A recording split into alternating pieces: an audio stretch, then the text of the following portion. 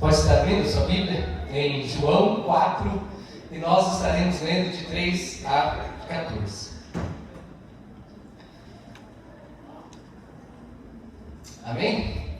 Saiu da Judéia e voltou novamente para a Galiléia. No entanto, era necessário que ele passasse por Samaria. Assim, chegou à cidade de Samaria, chamada Sicar, perto das terras de Jacó, onde ele tinha dado a seu filho José. Havia ali um poço de Jacó. Cansado da viagem, Jesus sentou-se à beira do poço. Isto se deu por volta do meio-dia. Nisso, veio uma mulher samaritana tirar água, e Jesus lhe disse: "Dê-me um pouco de água." Os seus discípulos tinham ido à cidade comprar comida.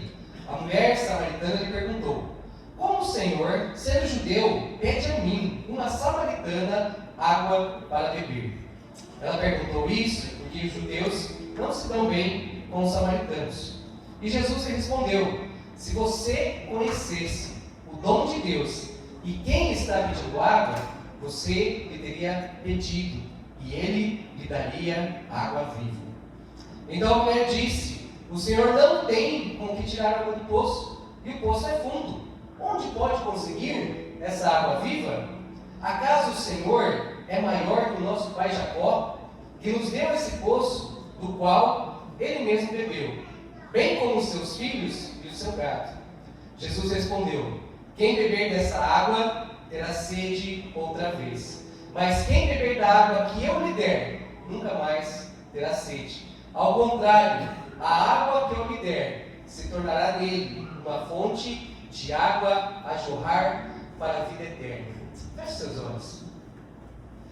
Deus, nós engrandecemos, Pai, o Teu nome, nós te agradecemos por esse tempo, te agradecemos pela possibilidade, Senhor, que temos de ouvir a Tua palavra, de estarmos na Tua casa, Senhor, para que o nosso coração possa ser mais uma vez, Senhor, aberto àquilo que o Senhor tem para falar, Pai, aberto àquilo que precisamos ouvir, Senhor, a forma como precisamos ouvir, e entendemos que a Tua multiforme sabedoria, Senhor, fala através de uma mesma palavra, coisas tão diferentes aos nossos corações, Deus. Que nessa noite nós possamos nos entregar completamente a Ti, Senhor, para que venhamos a entender o que é a água viva, Pai, essa água que jorra e essa água que vai fazer diferença, Senhor, nos nossos dias e nas nossas vidas. Por isso nós oramos e agradecemos, Pai, em nome de Jesus.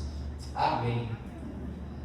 Eu sei que a maior parte de nós conhece essa história, a história de Jesus indo para o local onde de repente ele não era tão bem aceito, né? Para você que não conhece um pouco dessa história, no momento em que Israel se separou de Samaria, algumas coisas aconteceram.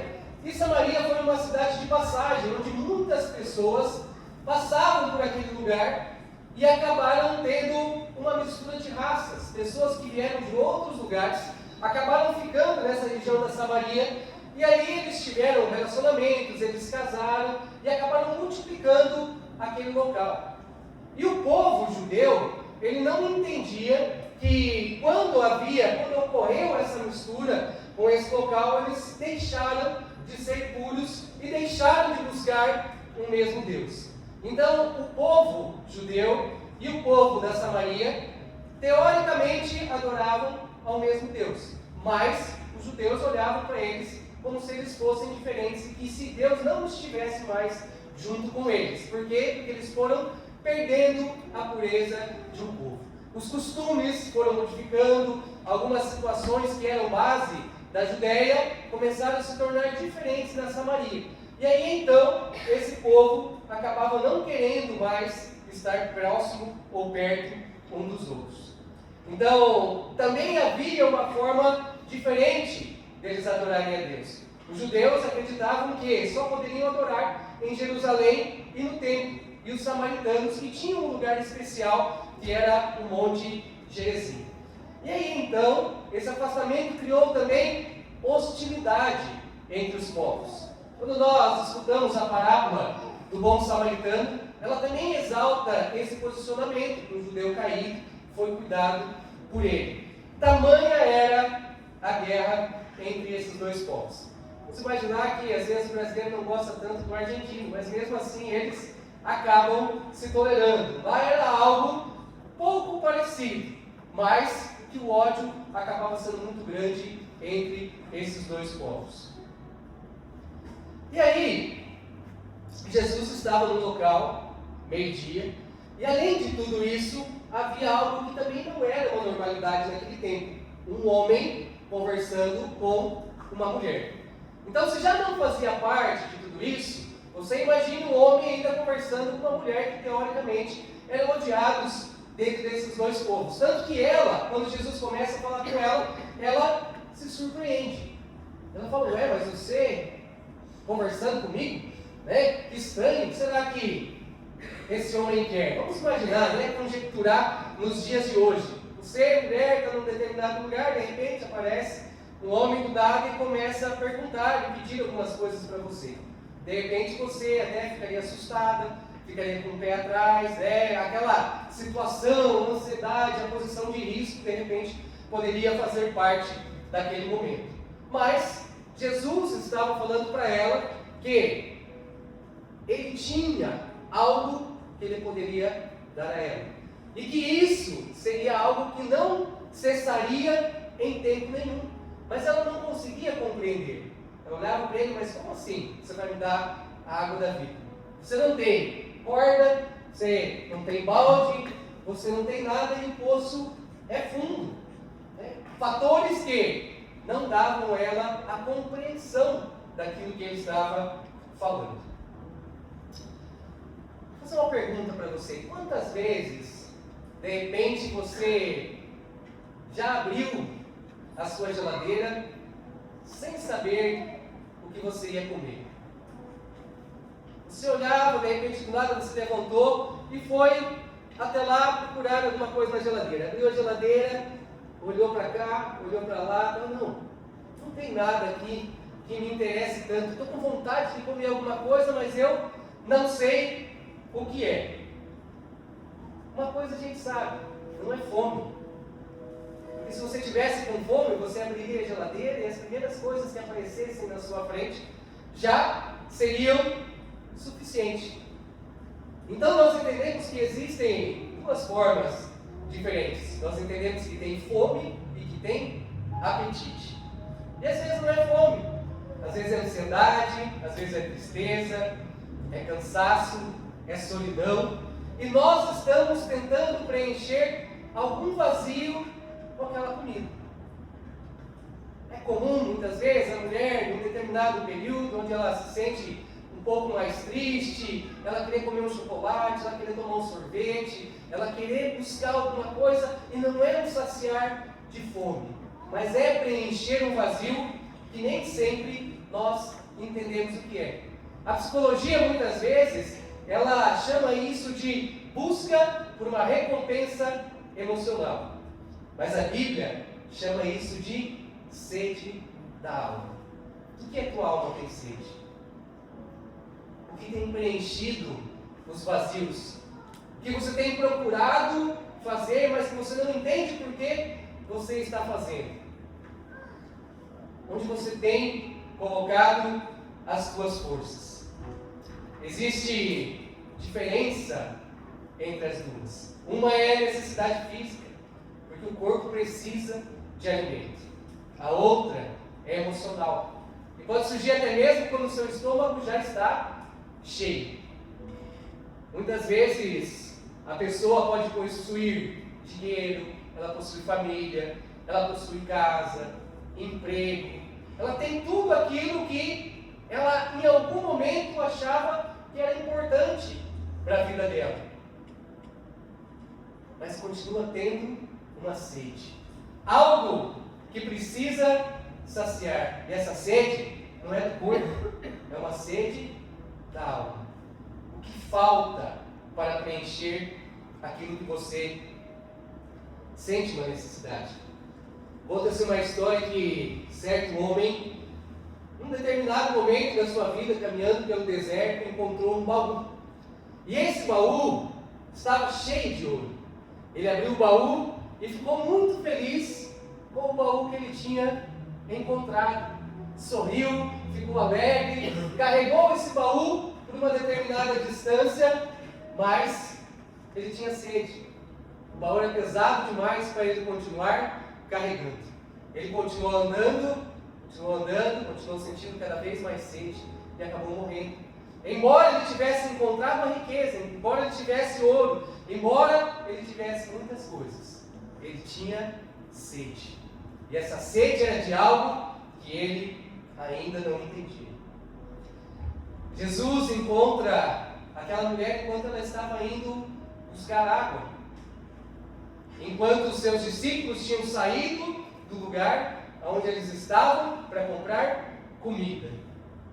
Só que essa mulher precisava mais do que água. A história dela conta que ela já estava no 5º casamento. Ela tinha uma necessidade. Ela queria de alguma forma ser amada. Mas essa necessidade dela jamais saciava. Ela teve 5 maridos. E quando Jesus começa a revelar para ela sobre aquilo, ela vai percebendo também que existe ainda assim uma sede interior. Algo que em algum momento ela achava que poderia ser suprida através das coisas. E nós, muitas vezes, temos esse mesmo sentimento com a busca de coisas do nosso dia a dia. Muitas vezes nós buscamos nos preencher com trabalho, com dinheiro, com amizades, com tantas coisas que nós encontramos e imaginamos que será a nossa próxima forma de suprir aquilo que nós estamos precisando. Enquanto eu sou solteiro, eu fico imaginando, olha, no dia que eu casar, a minha vida será completa.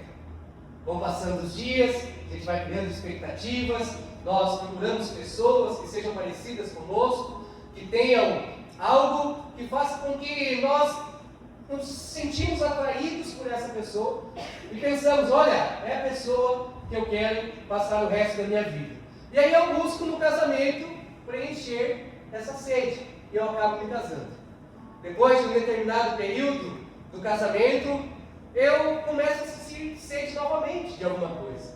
E aí então eu penso, olha, quando eu tiver um filho, aí então eu não vou precisar de mais nada.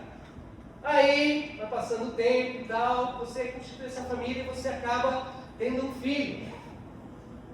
Agora a minha família está completa. E aí então você percebe que você continua tendo sede por outras coisas. E aí você passa esse momento, e às vezes você tem mais um filho. Não, de repente, né? Não vamos deixar ele sozinho aqui, tal, com isso de mimar essa criança demais e tal. Vamos ter um irmão para ele. No meu caso, nós tivemos 3. E isso ainda não saciou a nossa sede. Aí de repente, olha, agora eu tenho uma família um pouco maior, preciso comprar um carro maior. E eu começo a colocar as minhas expectativas, então, em ter um novo carro. Eu compro o carro e isso ainda não preenche as minhas vontades. Não, quem sabe agora, né? A única coisa que está faltando é uma casa.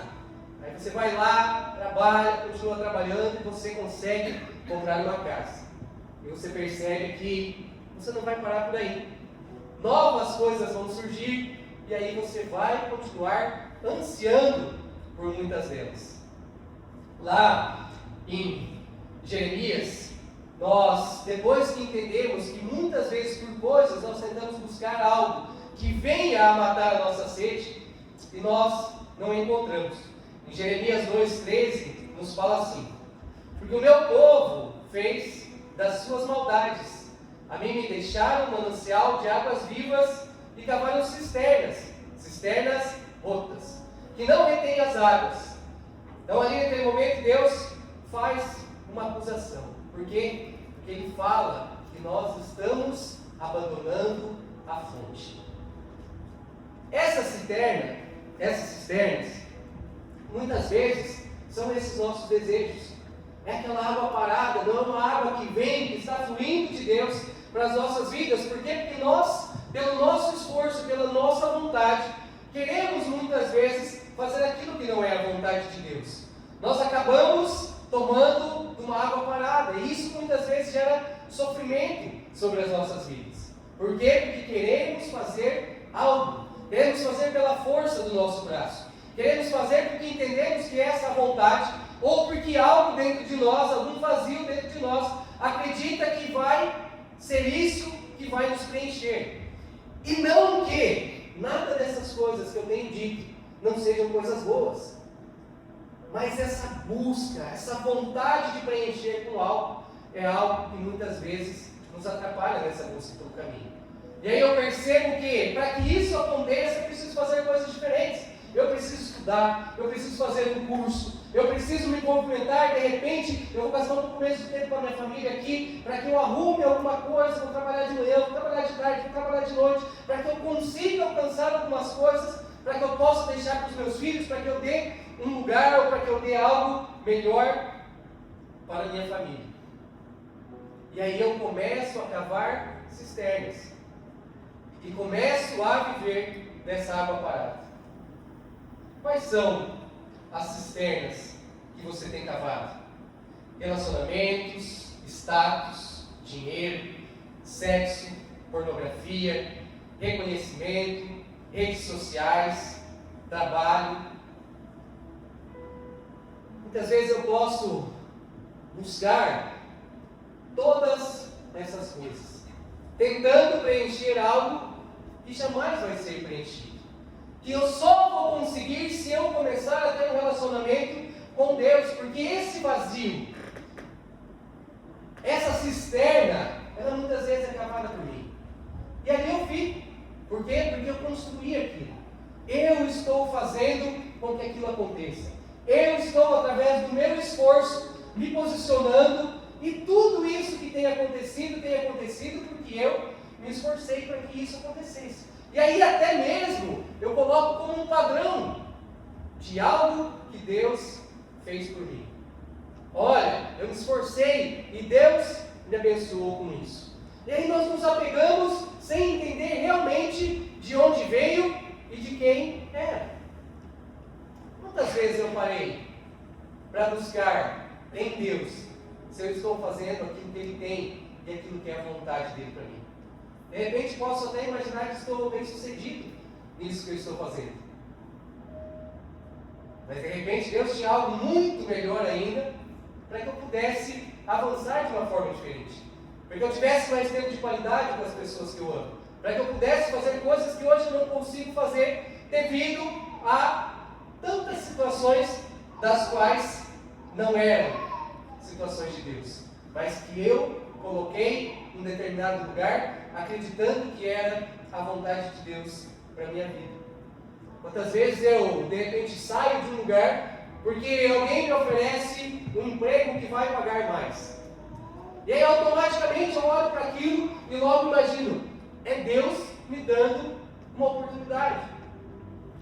Eu saio do lugar onde eu estou, começo a trabalhar, de repente começo a ter cansaço, começo a ser sugado de uma forma diferente, e eu começo a pensar, será que foi Deus que escolheu isso para mim? Ou fui eu que de repente por vontade própria, por entendimento e pela uma busca de algo que parecia ser melhor, acertei e aceitei aquilo que Deus tinha para mim?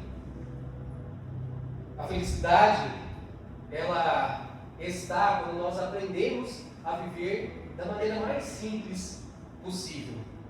C.S. Lewis nos fala: se encontro em mim um desejo que nenhuma experiência deste mundo pode satisfazer, a explicação mais provável é que eu fui feito para outro mundo. Muitas vezes nós não temos a compreensão do agir de Deus. Muitas vezes nós não entendemos o que Ele tem de forma especial para nós, porque o nosso desejo, aquilo que está no nosso coração, parece não ser de acordo com as coisas que acontecem hoje, nos lugares onde nós vivemos. E se isso acontece, você precisa entender que porque você não é daqui. A partir do momento que você entendeu que existe uma água que pode saciar toda a sua sede, você vai querer beber. Você vai querer tomar dessa água. Você vai querer fazer com que isso seja parte da sua rotina e do seu dia a dia. Mas há uma luta interior que vai trazendo você, por quê? Porque nós somos carnais. E nós buscamos beber da água desse mundo. Lá em Romanos 8, 5 e 6, nos fala assim: os que vivem segundo a carne inclinam-se para as coisas da carne, mas os que vivem segundo o Espírito, para as coisas do Espírito. Porque a inclinação da carne é morte, mas a inclinação do Espírito é vida e paz. A carne nos promete liberdade, mas ela nos entrega escravidão. Quanto mais nós trabalhamos pelos desejos da nossa carne, pela nossa vontade, mais nós estaremos enraizados para vivermos sobre aquilo que depende da nossa força, sobre aquilo que depende da nossa carne, sobre aquilo que é desejo nosso de fazer o melhor para conquistar aquilo que está no mundo. Essa é a nossa natureza. E aí de repente eu posso pensar: puxa, mas eu sou trabalhador, mas eu sou isso, mas eu sou aquilo, eu sou proativo, eu me esforço, eu estou dando o meu melhor para fazer aquilo que muitas vezes é parte da minha carne. Não me entenda mal, tá? Eu não estou falando que você não deve trabalhar, eu não estou falando que você não deve ter vontade, que você não deve ter os desejos e ser um trabalhador. Mas o que eu estou falando para você é: onde você tem colocado as suas forças? O que tem despertado em você sede? Nós olhamos tantas vezes para a água do mar. E alguém aqui, alguma vez, já quis beber água salgada? Já experimentou o que é beber água salgada? A gente fala sobre isso. Aí você toma um gole de água salgada querendo matar a sua sede. O que acontece? Você tem mais sede. E você tem mais sede. É assim que funciona o pecado nas nossas vidas. Quanto mais nós pecamos, mais nós temos sede do pecado. Quanto mais nós nos contaminamos com as coisas do mundo, mais nós temos vontade de viver com aquilo. Quando nós paramos para pensar como era a nossa vida anteriormente, antes de conhecer Jesus, antes de nós dermos um passo na direção dele, a nossa vontade era de viver cada vez mais no pecado. Numa determinada fase da minha adolescência, eu conheci algumas coisas que não faziam parte da cultura e nem daquilo que a minha família tinha me ensinado. Mas eu não conhecia a Cristo. E aquilo, cada vez mais, tomava um espaço dentro do meu coração. O desejo, a vontade de ir para festas, a vontade de conhecer pessoas, de ter relacionamentos diferentes, com pessoas diferentes. Aquilo ia sendo aflorado cada vez mais. E quanto mais eu ia, mais vontade eu tinha de estar nesses lugares. Por quê? Porque quanto mais eu pecava, mais eu tinha vontade de pecar. Quanto mais eu pecava, mais eu achava que aquilo era normal. Mais eu achava que aquilo fazia parte da natureza, principalmente da natureza do homem. Se nós não entendemos e nós não pontuamos os pecados, cada vez mais nós vamos ter vontade de fazer. Quando nós mentimos sobre alguma coisa e aquilo não causa algo constrangedor, nós vamos tendo cada vez mais vontade de mentir sobre coisas pequenas. Às vezes você inventa uma historinha para cobrir um furo de alguma coisa que você não deveria ter feito. Olha, fui num determinado lugar, minha esposa tinha falado para eu não ir e eu fui. Cheguei em casa, ela vai me perguntar onde eu estava. Eu vou olhar para ela: olha, eu estava em tal lugar. Aí você contou uma mentirinha, e de repente ela perguntou: o que você estava fazendo lá? E aí você vai ter que contar mais uma mentirinha, e mais uma mentirinha, e mais uma mentirinha. E aquilo vai fazendo parte da sua rotina, vai fazendo parte do seu dia a dia. E você vai ficando preso às suas tentações. E dificilmente você vai conseguir sair dela, por quê? Porque quanto mais água salgada você estiver bebendo, mais vontade você vai ter. E por que isso? Pela segunda parte. Porque as águas que não matam a nossa sede, elas são parciais. Elas nunca nos entregam tudo. Salomão experimentou de tudo. Ele tinha dinheiro, ele tinha mulheres, ele tinha prazeres, palácios e sabedoria. Mas, em Eclesiastes 2, 10, 11, ele escreveu assim: tudo quanto desejarem os meus olhos, não lhes neguei, nem privei o meu coração de alegria alguma. Considerei todas as obras que fizeram as minhas mãos, e eis que tudo era vaidade e correr atrás do vento. Nós, muitas vezes, imaginamos ter tudo. Nós sonhamos com tantas coisas. Quem nunca aqui sonhou em ganhar uma mega sena privada? Por quê?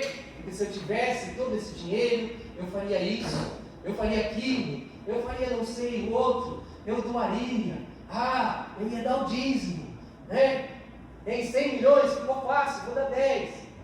E aí nós começamos muitas vezes a ter esse tipo de planejamento, mas com o pouco que temos, ou de repente com muito que Deus tem nos dado, nós não fazemos essas mesmas coisas.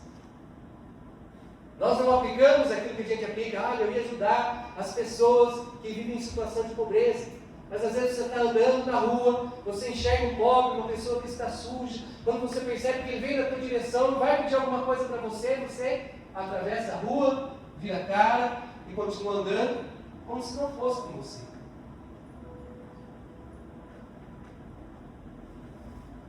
Muitas vezes nós entendemos e acreditamos que o nosso coração não funciona dessa forma, até vivermos algumas dessas experiências.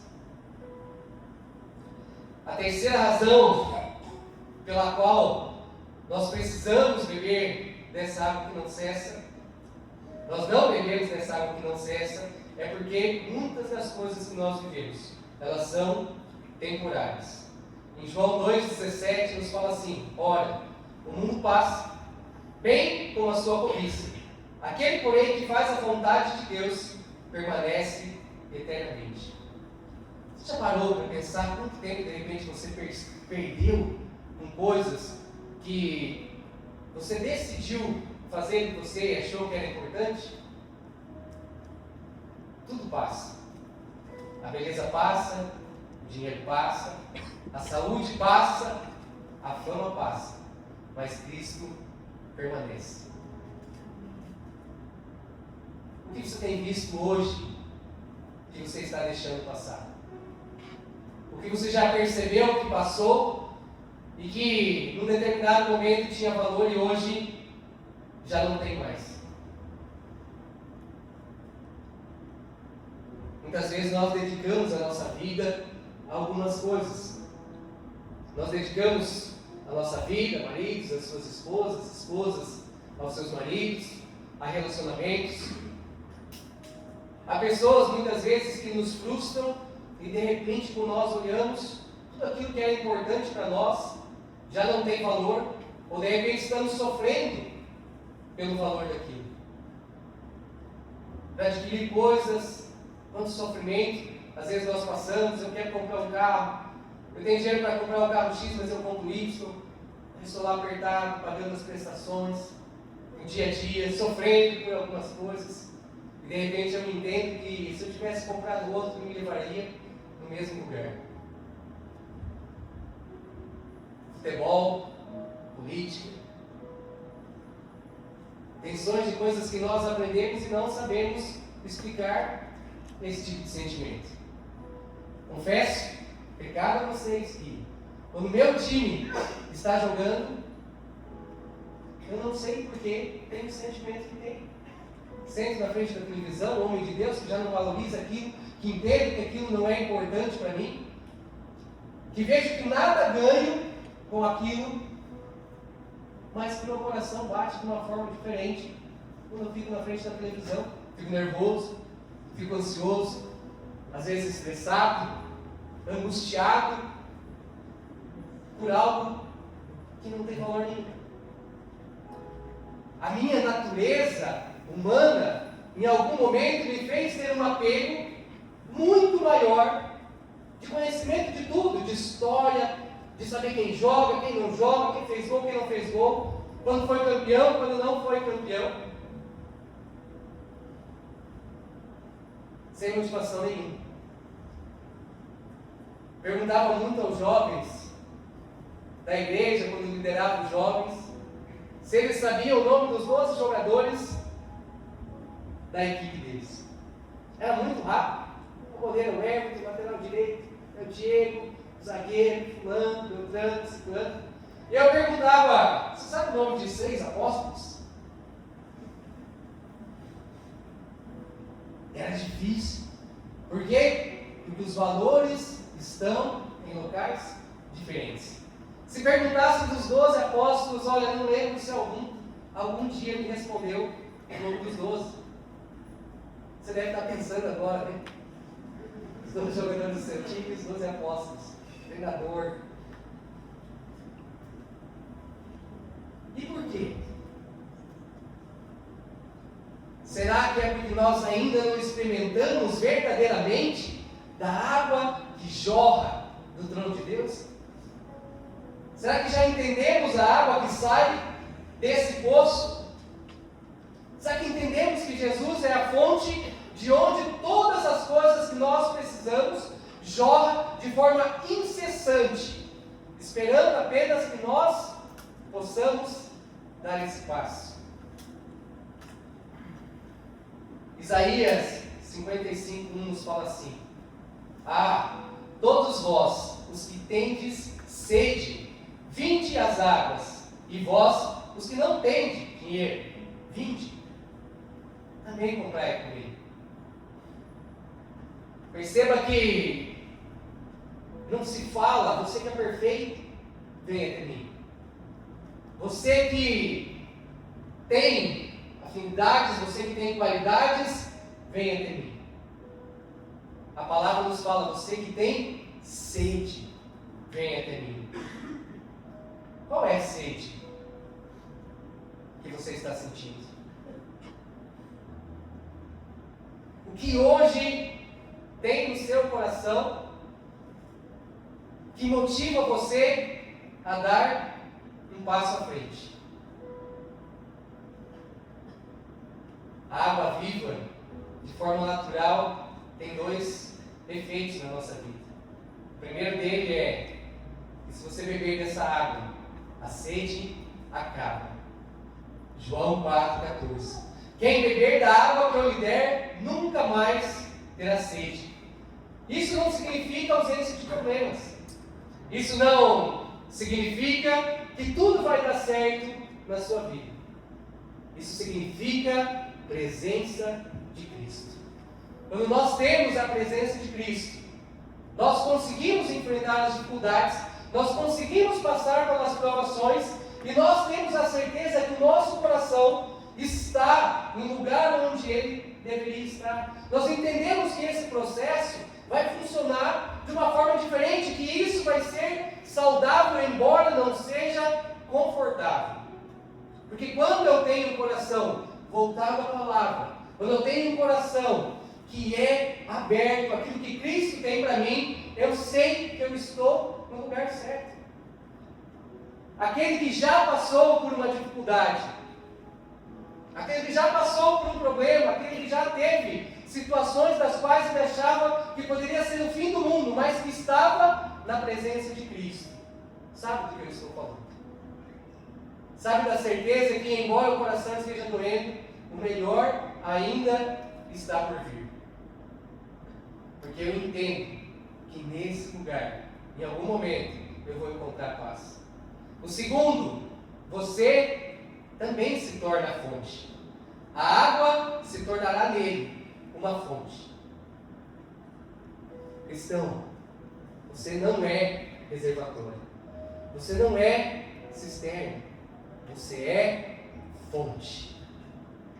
É para isso que é o chamado. Porque quando você bebe dessa água viva, você vai transbordar água viva. Você não foi chamado para ser um reservatório. Você foi chamado para abençoar as pessoas que estão próximas a você. Aí você vai perguntar, mas eu não estou conseguindo nem viver a minha vida direito. Beba da água viva. Beba da fonte. Beba daquilo que é o mais importante. Porque bebendo dessa fonte você vai começar a jorrar. Eu tenho um amigo que há pouco tempo acabou passando por umas provações, acabou passando por uma dificuldade. E uma dificuldade que surpreendeu a todos. Da noite para o dia, algo aconteceu na vida dele e teve uma bagunça geral. E eu ficava pensando muitas vezes, meu Deus, como uma coisa dessa pode acontecer nesse momento? Uma pessoa que busca Deus, uma pessoa que ama Ele, uma pessoa que tem colocado, está mudando a sua vida, está tendo características diferentes, tem se prostrado na presença do Pai. E aquilo me deixava numa ansiedade muito grande, eu tentando cuidar dele, eu tentando conversar com ele, e em todo o tempo ele olhava para mim e falava para mim assim: depois que eu comecei a beber dessa água, eu não terei mais sede. Depois que eu conheci quem é Jesus, eu não vou voltar para onde eu estava. E nada vai me abalar. Tem dias que eu sofro, tem dias que eu choro, mas todos os dias eu bebo dessa água. E quando eu me posiciono a beber dessa água, eu consigo passar pelas dificuldades, eu consigo passar pelos problemas, e eu consigo enxergar aquilo que eu preciso enxergar. João 7, 37, 38 também nos fala assim: se alguém tem sede, venham a mim e bebam. Quem crê em mim, como diz a Escritura, do seu interior fluirão rios de águas vivas. Às vezes eu conversava com outro amigo que a gente tinha em comum e nós dois sofríamos por todos esses problemas. Mas nós éramos aconselhados, porque ele estava bebendo da água da fonte. A samaritana, quando ela tem esse entendimento, que ela percebe que Jesus é a água da fonte, ela sai correndo desse lugar que ela estava e vai para a cidade, ela esquece o cântaro. Por quê? Porque a água que ela tinha ido buscar não fazia mais sentido e já não era mais importante. Ela fixou o seu olhar em sair daquele lugar, correr para a cidade e chamar as pessoas que lá estavam, para que essas pessoas pudessem vir com ela e também beberem dessa água, também aproveitarem aquilo que Deus tinha para ela, também entenderem que existia algo que era mais importante do que qualquer outra coisa.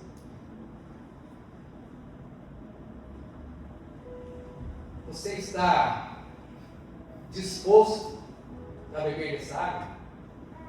Você está disposto a querer viver de uma forma diferente, de repente, daquela que você tem vivido? Ou a cisterna ainda é um lugar onde você se encontra tranquilo? Que água você tem bebido? Qual é a água que vai fazer diferença na sua vida? Será que você está disposto a jorrar dessa água? Será que você está disposto a rever o caminho pelo qual você tem andado? Será que você está disposto a beber ou continuar bebendo daquilo que você já bebia? Coloque-se em pé.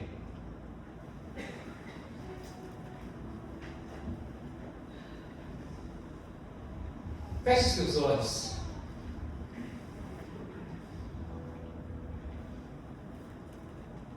O que tem gerado sede em você? O que tem movimentado a tua vida? O que tem movimentado o teu coração? O que tem feito com que você não olhe para Jesus como essa fonte que não para de jorrar? O que tem te incomodado? O que tem levado você a pecar? O que tem atrapalhado você de estar no melhor lugar? O que tem atrapalhado o seu relacionamento com o Pai? Vai colocando o teu coração na presença dele. Vai se posicionando e comece a conversar com Deus. Comece a falar sobre isso. Comece a falar sobre esse sentimento. Comece a falar sobre esse caminho, se você está entendendo que você precisa deixar algo para trás, comece a verbalizar com Deus. Comece a conversar com Ele a respeito disso. Comece a entender, esvaziar essas cisternas para que você possa beber da água da vida. A água que você precisa estar jorrando, a água que você entende que vai fazer a diferença, que vai limpar e que vai posicionar você de acordo com a vontade do Pai. Esse é o momento onde você tem uma possibilidade de buscar algo novo para a sua vida, a possibilidade de entender que o caminho que Deus tem para você é um caminho de alegria e não um caminho de peso, não um caminho de coisas que te atrapalham e que fazem com que você esteja cada vez mais cansado da vida, cansado do dia a dia, cansado das experiências, cansado do trabalho, cansado das pessoas que estão próximas a você. O que você precisa deixar nesse lugar dessa noite? Pai, nós engrandecemos o Teu nome, Senhor. E nós colocamos no nosso coração